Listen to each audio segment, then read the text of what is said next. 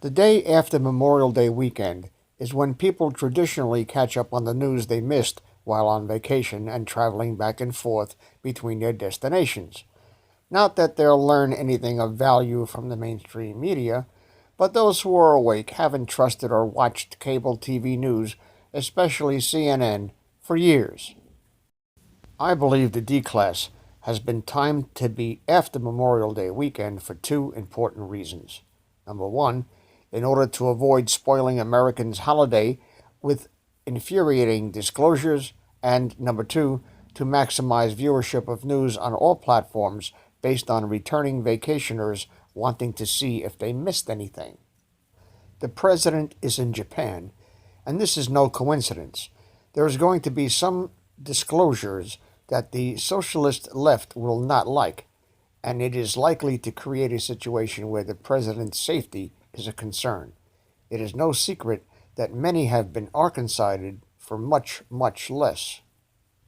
There is a possibility of mass arrests, the likes of which have never been seen in this country. The stage has been set, and the mood of true patriots is at the boiling point. There will either be a takedown of traitors, child and drug traffickers, war criminals, and terrorist sympathizers, or there'll be armed patriots with ropes looking for oak trees. There will be a wall built on the southern border, and this is inevitable. It will either be built out of concrete and steel, or it will be built out of lead provided by patriots and military as needed. The time has come to get serious with Soros-paid mercenary invaders. The time is long overdue to classify Demon Rats, CARE, Black Lives Matter, Southern Poverty Law Center, Media Matters, Correct the Record, New York Times, The Washington Compost, and the CEOs of the major social media corporations as traitors, seditionists, criminals, and non-uniformed enemy combatants, and to deal with them appropriately. Did I leave someone out? Oh yeah, Antifa. Now there's an oxymoron for you. A contradiction in terms, a non sequitur. Nazis pretending to be anti-fascist, doing things only fascist Nazi scumbags do.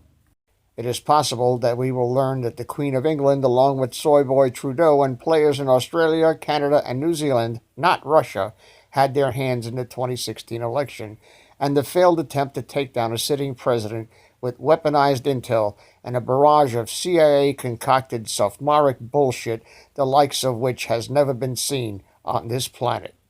In that case, the often quoted statement by the late Dr. Stan Monteith of Radio Liberty rings true. Quote, "We have the best enemies money can buy." End quote. We learned this week that the president of the Philippines has deemed George Soros persona non grata and said, paraphrasing, that if Soros steps 1 foot into his country, that he would be sent to hell. Now, this has little to do with the D-Class, but we know that Testicle Face has his grubby paws in all that is evil in this world, and why he's still walking around free is a mystery to me. We already know that Mueller knew that the collusion thing and the PP dossier was a total nothing burger from Jump Street, but chose to, along with conspirators in the mainstream media, to prolong the agony of daily ubiquitous bullshit over the airwaves in order to obstruct, delay, and undermine Trump's efforts to take this country back from the traitors who got rich selling it piecemeal to our enemies and to the highest bidder. Although far from the scope of the Mueller nothing burger, except as its role as a distraction from the oven-mitt fashionistas' operation of selling access to U.S. government secrets and uranium to Russia, and Stinger missiles to ISIS terrorists in Libya, we may finally have empirical proof of what we have been reporting on here on this channel since November 15th, 2016. The incident in Benghazi is going to put Barry Soetoro and the frazzled rat at the end of a rope.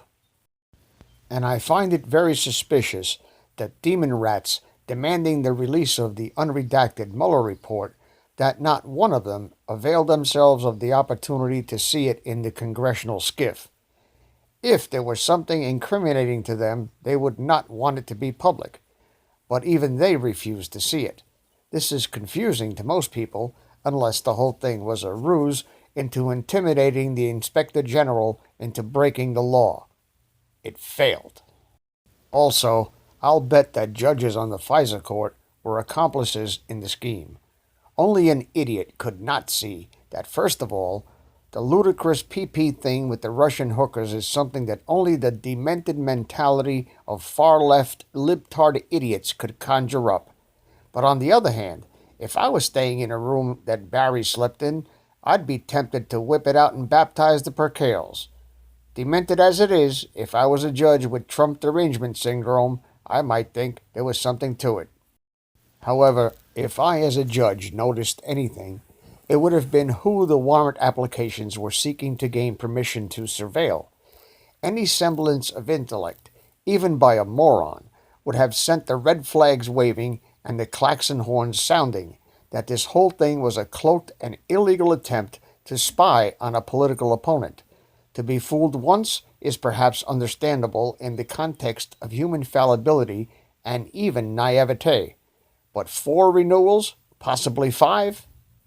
Sorry, I ain't buying it. I call bullshit. The judges knew. They were in on it. They never thought the frazzled rat would lose. The Mueller report definitely has something in it that the demon rats are afraid of.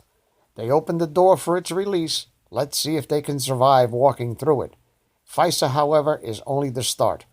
Things that have been classified for many years under national security umbrellas, we will learn have nothing to do with the security of the nation, like the JFK files, but instead have to do with the protection of criminals who have committed crimes that the people would demand their executions for.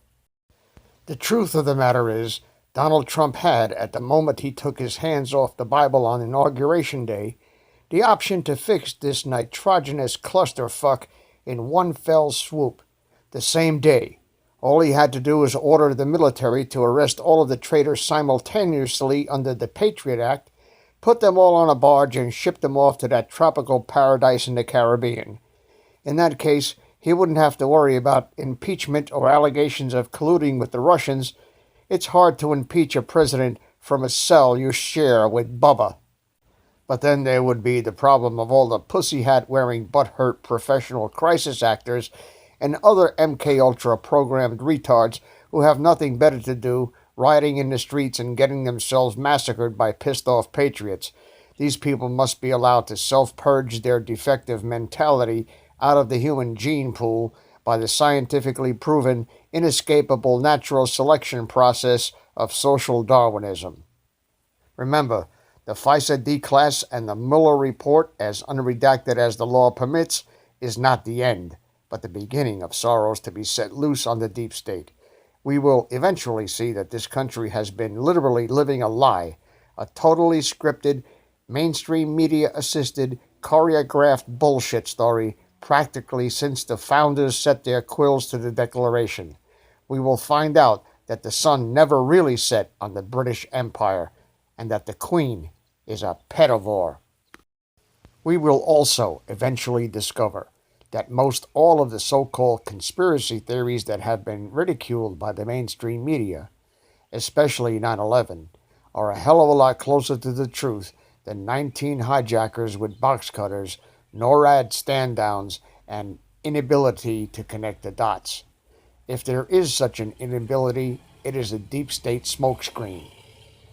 They won't, not can't connect the dots, because they are the dots. We will discover evidence eventually that the Vatican has been involved in unspeakable crimes against children, and that this is not a series of unrelated things. The kidnapping, rape, torture, and satanic ritual abuse of young children is the deep, dark secret of the legacy of what is known as the Ninth Circle. We will reveal the unbroken chain of this practice going back to the city of Ur in biblical times.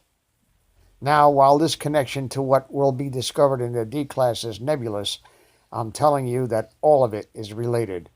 Only a handful of ancient bloodlines are involved and are responsible for the vast majority of evil shit that happens purposely unreported by the mainstream media. We know of these things only because of citizen journalists who arose out of the ability of the internet to connect us all. That connection is what they fear the most. It is their vivid Freddy Krueger nightmare come true. Before the 2016 election, they blew us all off as insignificant. We then began bombarding social media with irrefutable facts. We memed them into screaming, incoherent, psychotic, and butthurt, pussy hat-wearing 57 some-odd varieties of sexual paraphilia, confused submission, and retreat into the safe spaces of mommy's basement. We are going to have verified that the one whose name we do not speak, along with his comrade in treason, were tried secretly by a military tribunal and executed for treason. We will have it confirmed that Bush Jr., on whose watch 9/11 was perpetrated, was taken from his father's funeral, tried and convicted of treason. His Twitter account is locked. We will have verified by government sources, possibly the president himself, that the numerous California fires were in reality terrorist attacks by the deep state with the use of high-tech, space-based weapons. Motive? To mine gold under the town of Paradise and others, and to get residents out in order to turn over the land to the Chinese, who secretly, illegally bought it. We will be able to prove beyond a reasonable doubt, and to a moral certainty, that Soros, the Rothschilds, Rockefellers, Passeurs, and others are all behind the attempt to destroy America. It is our duty to take these traitors to the gallows after stripping them of all the wealth they've stolen from us and send them to meet their God below. In short, after even part of the evil has been revealed, the death throes of the snake will become even more vitriolic and violent. They will most certainly not go quietly into that long good night. Civil unrest and Revolution 2.0 is inevitable. You don't get rid of roaches by negotiating. You cannot be civil with a political party that wants to destroy what you stand for, what you care about. That's why I believe if we are fortunate enough to win back the House and/or the Senate, that's when civility can start again. There will be no peace and there will be no unity on this planet until the demon rats are as extinct as the Mayans. Their legacy of lies, sedition, treason, war crimes, and despicable acts against the innocent will taint the pages of history for as long as mankind walks this earth. Lock and load, patriots. Praise the Lord, and pass the ammunition. Please subscribe to our backup channels, Whirlwind Revolt, Inglorious Patriots, and Net4Truth USA 2 Patriot channel. You can also find us at Net4Truth USA on BitChute. We fly so close to the target, we're on our 4th fighter jet. We will be relentless truth seekers until the enemies of freedom are defeated.